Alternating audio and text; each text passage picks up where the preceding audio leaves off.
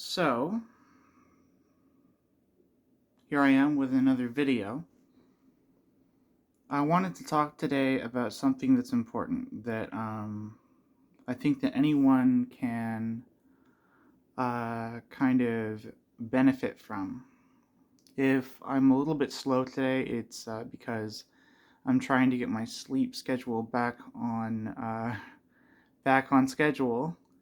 I stayed up all night last night because I slept in quite a bit yesterday. Um, but yeah, regardless, what I wanted to talk about today is vulnerability. And I think when we talk about vulnerability, a lot of people nowadays are saying that if you're willing to be vulnerable on camera or in public or with anyone, that essentially, uh, you know, that's something that's courageous. And I've been vulnerable in my life in many instances. So I may have less of a hard time actually coming forth and doing this. I've had moments in my mental health journey with schizoaffective disorder where I've been essentially completely embarrassing to myself, and I used to regret it quite a bit. Here comes my cat. uh, and essentially, come on, buddy.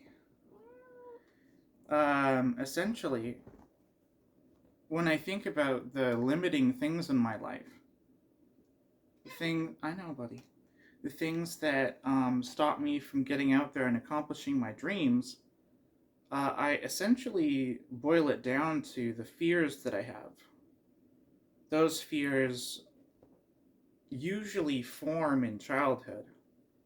So when I was young, um, I think one of the biggest things for me was having to leave my dad behind and having to also, it was compacted quite a few times because I would make friends and then they would turn out to be bullies and they'd abandon me. Then I'd make more friends and they'd turn on me, or we'd move away and I'd lose all my friend circle.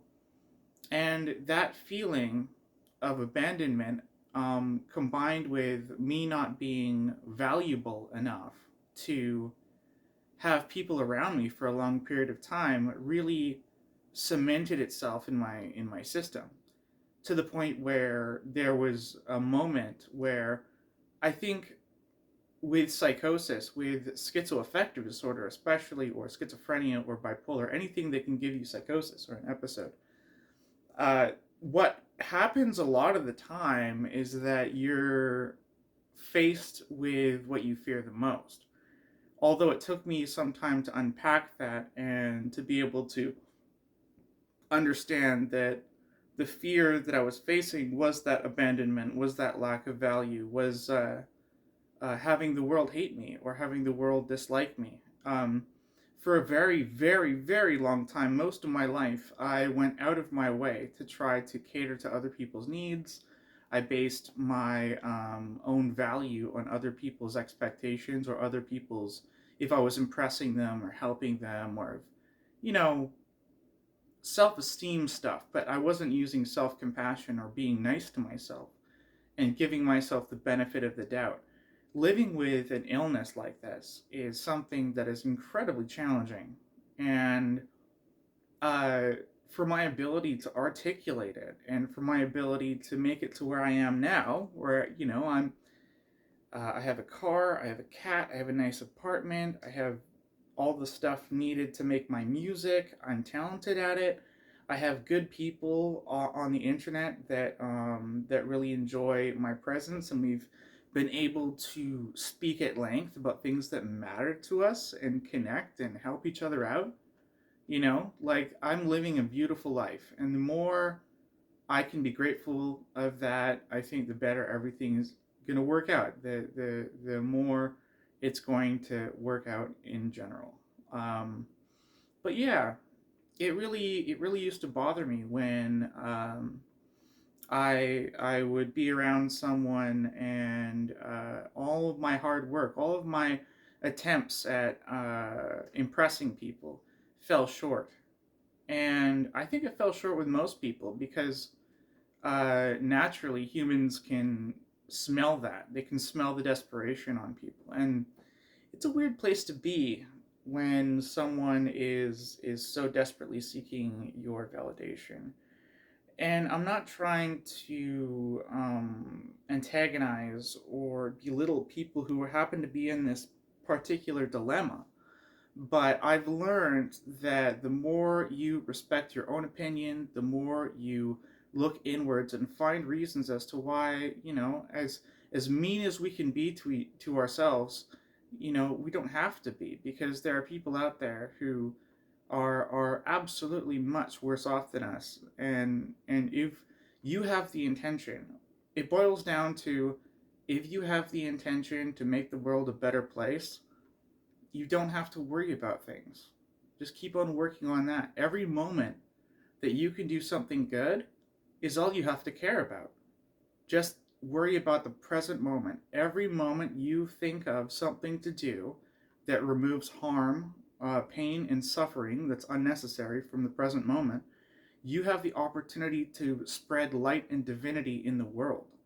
And that is a big thing. Even if it's for somebody who may not seem important, every moment, every person, every animal, every way you can help out and make the world a better place is incredibly important, because, you know, uh, every step towards becoming a better person every day is monumental, even if it's a small step or a large step. Every step is important. So, when we talk about our fears, which are usually irrational, I think it's been determined that the overthinking that we can do to try to avoid problems in the future, our brain will come up with irrational things that are in no way true, but we'll continue to do it because we think it's like we are helping ourselves. We think it's self-preservation that we're worrying so much. But or sometimes it's not even worry. Sometimes it's just, that'll never work out. I can't do that. I'm not good enough. The big one for me was, I'm not good enough. And I've learned, even just like I'm learning every day, but even in this past week, I just realized, like, if I talk to a camera and be honest and upfront about myself, then, that has an amazing amount of value. I know that you're probably, if you're the type of person like me, thinking, how can I create content of value if I'm not catering to other people's needs or following trends or whatever? And I will tell you, the more you focus on what you find important, the more valuable you are. I believe, and this may be my own saying, but uh, if you have values, like core values, and you flesh them out, then that is your value. Those are your values. Like, yeah, it's one of those things where it doesn't matter how hard we are on ourselves, we have the power to make other people's lives amazing. My kitty is sitting here right now and she's giving me a mean look. It's not a mean look, that's just how cats look, right? They're just kind of, that's their aesthetic. But, she's sitting here and I'm in my lap and she's feeling warm and safe. And that gives me purpose every day. That gives me a reason to wake up, even though, I still have a hard time.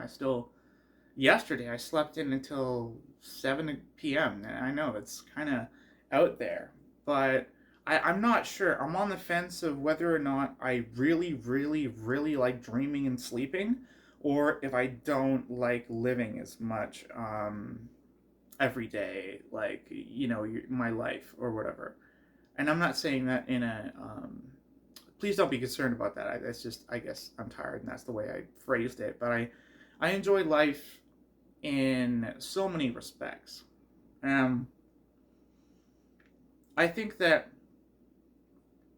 what we are afraid of, again, we'll face it one way or another, because it's one of those things that if you emotionally react to something, it's more likely that if you emotionally react to something in the negative in a strong way, that there are going to be numerous things that are going to trigger that thought in your day-to-day life, or even if you're just bored, even if you're just sitting around doing nothing, right?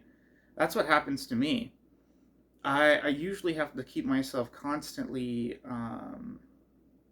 distracted by things, and sometimes it just happens naturally. I really should be cleaning my apartment, but sometimes I have to just be okay with. I have ADHD, and I think it's either task avoidance or demand avoidance, one of those two, and schizoaffective disorder. And I know that it's not a representation of my intelligence or my EQ or my competence in most things or my value as a person simply because I have challenges. It's really a showing of my character and of your character that if you confront these challenges and you're still trying your best, how you deal with them, how